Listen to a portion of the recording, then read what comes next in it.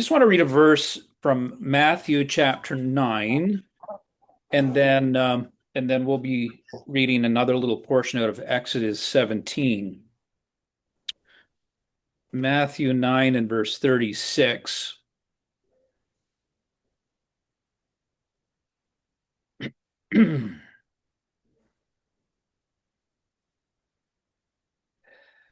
Matthew 9:36.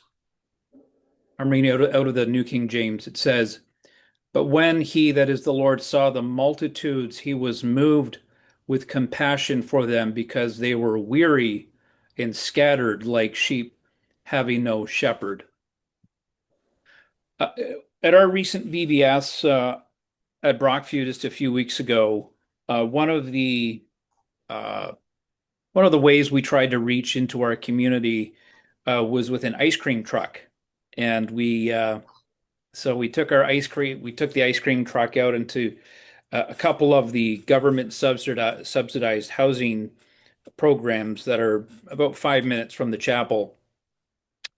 And we got the music going and we had ice cream flowing, and it was a great time.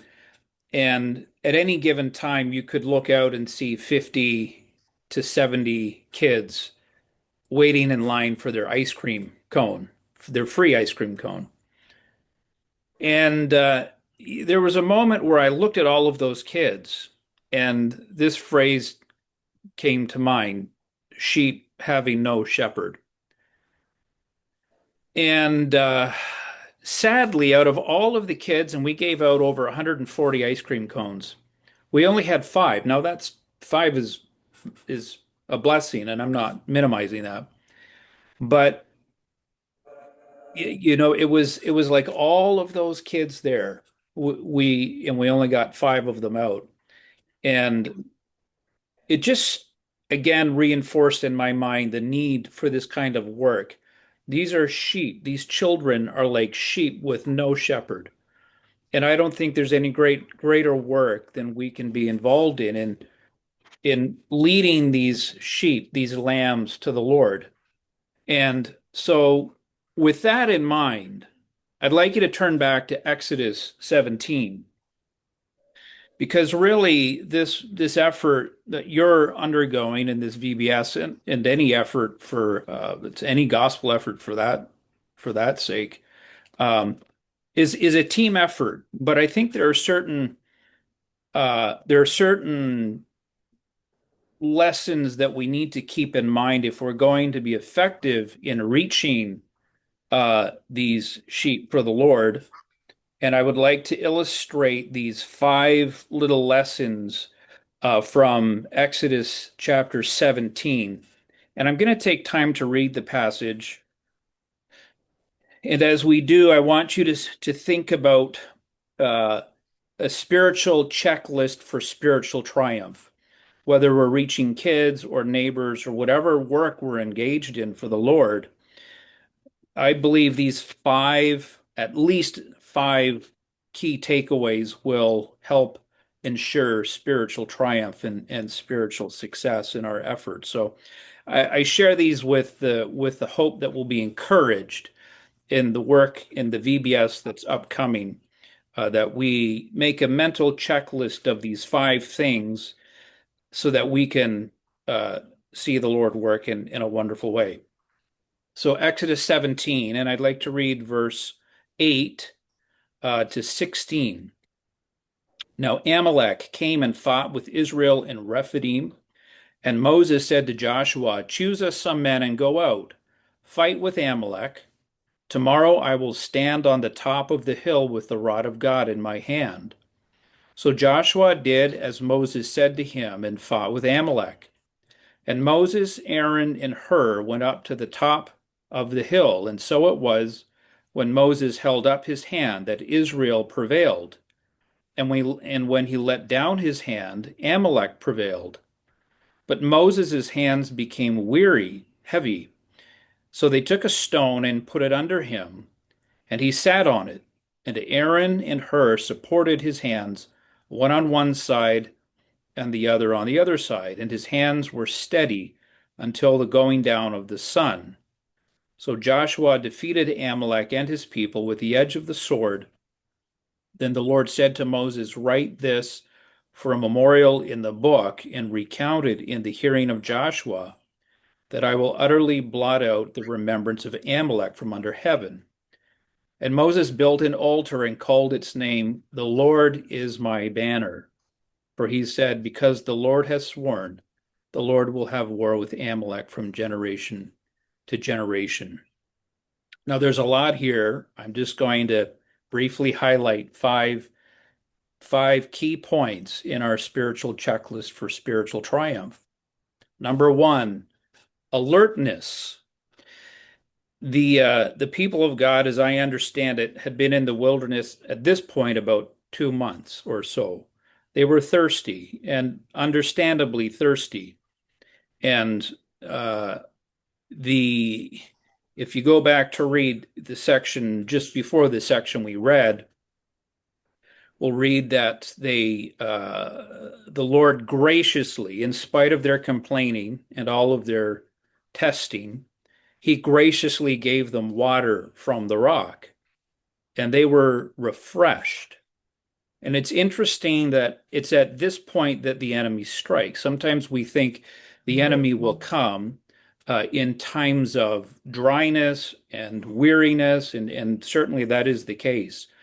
But he also comes on the heels of spiritual blessing and refreshment. And it behooves us to, if the Lord is blessing us and we're in a season of spiritual encouragement, it's good to remember that principle that if any man stand, take heed lest he fall. And we can never rest on our laurels, so to speak. It's interesting that in Ephesians 6, it's 4 times that Paul says we're to stand.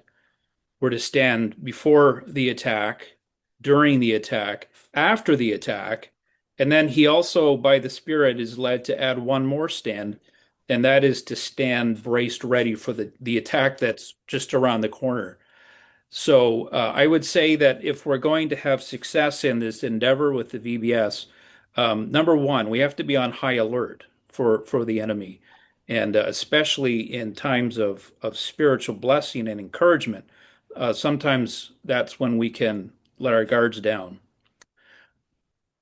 Point number two, um, dependence. This was hardly an even match from a human standpoint. All of the mighty forces of Amalek coming up against, these former slaves, these elderly folk, these little children, the cattle, carrying the treasures from Egypt. I mean, as one person put it, it was like taking candy from a baby. From a human standpoint, this looked utterly impossible, and it was from a human standpoint. And now we don't have time to go into this, but Amalek represents the flesh, and there's absolutely no way we can have any victory over the flesh, any victory in even an endeavor like this, if we're depending on our own ability or on our own strength. Uh, we have none. And this is a good place for us to learn from this story that if we would like to see the Lord work, we have to come to this place of total dependence, crying out to the Lord for these children, and recognize that unless unless the Lord builds the house, they labor in vain that build it. Without Christ, we can do nothing, but with Him, we can do everything that He wills for us to do. So, from a human standpoint, they were utterly dependent on the Lord. Point number three, unity. What a stark contrast we have here to what we have in the earlier part of the chapter, which we've alluded to. At the beginning of the chapter, we have the people bickering and complaining and contending. And even after the Lord blessed and brought water from the rock, we read at the end of verse 6, and Moses did as he was instructed, and so he called the name of the place Massa and Meribah because of the contention of the children of Israel, because they tempted the Lord, saying, "Is the Lord among us?" Massa means testing. They tested the Lord as to whether or not he really cared. And Meribah means contention. That's what they did to Moses, and that's what they were doing with one another. There was disunity. It was a total disaster, and God was gracious in the way that he gave them water. But here, as the battle with Amalek is underway, we see such a beautiful picture of the complete opposite of unity. We have down on the battlefield Joshua leading the forces of the Lord's army. Uh, and then we have Moses raising his hands in intercessory prayer. And then we have Aaron and Hur coming along and supporting, as it were, the hands that hang down and strengthening the feeble knees, as we read in the New Testament. And we see that these all of the pieces of the puzzle were fitting together beautifully. And there was a unity, and when there was a unity, um, there was a blessing. And we read in Psalm 133 that where the brethren dwell together, where there's unity, God commands his blessing.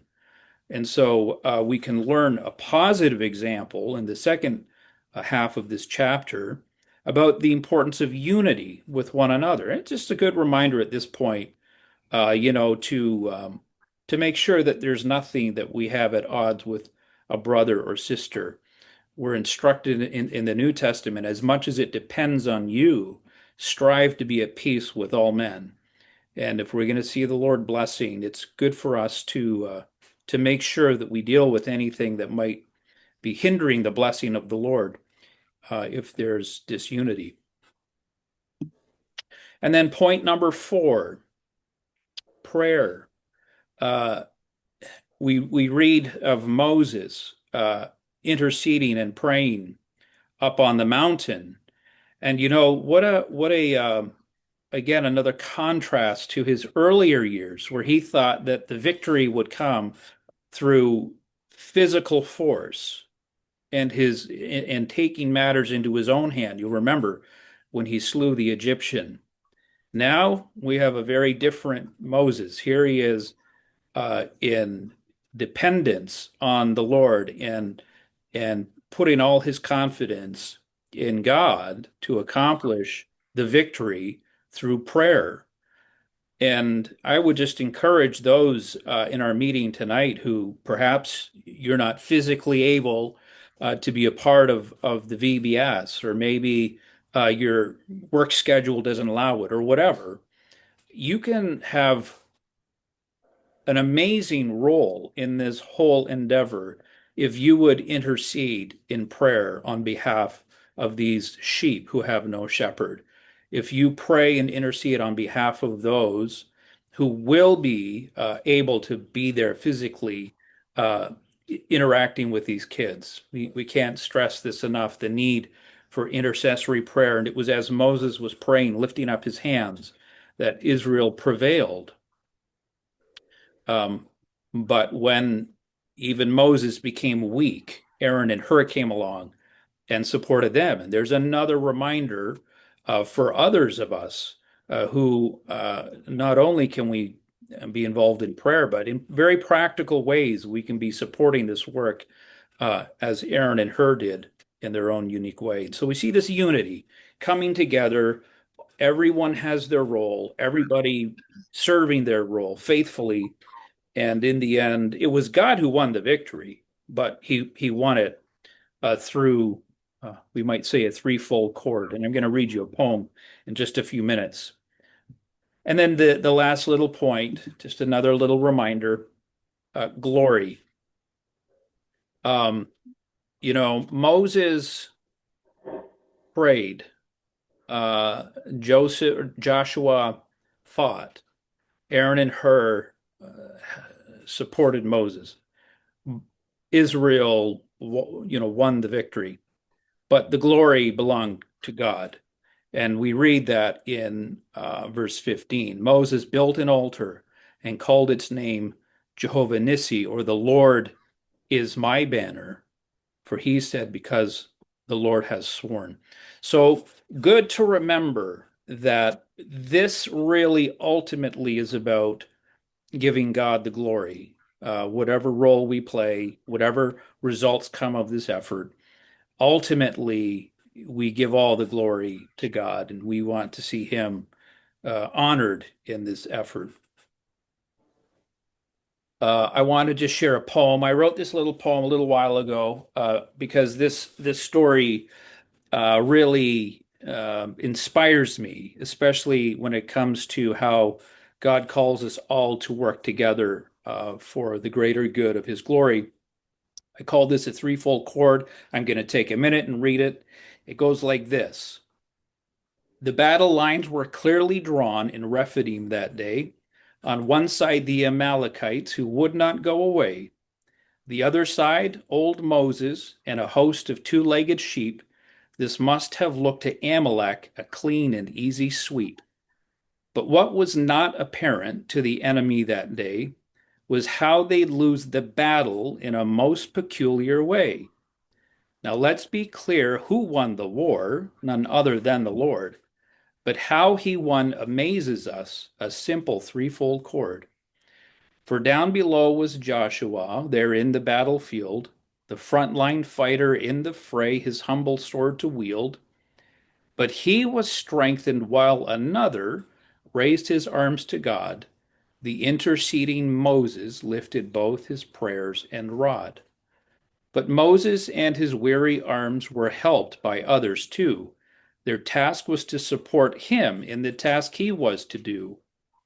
And so it is more times than not, the blessing of the Lord will come down through such humble means, a simple threefold chord. Frontline workers, intercessors, burden bearers too. There is a special part to play for someone just like you. So may God encourage us, just as we've been thinking about the battle at Rephidim, that we all have a part to play, and the Lord wants to accomplish great things as we do it His way.